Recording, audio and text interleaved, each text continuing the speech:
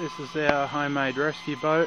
Made it from a small child's bodyboard and the remnants of an old swamp dog. Just set up a 4,200 kV EDF unit, and I took the ESC off my 1/10 scale car, and we used the ESC off that, so now we've got reverse. Made quite a few rescues with it. Works pretty good. You got a 1000 milliamp Nanotech 3-cell battery on it, and just using the HK 300 transmitter.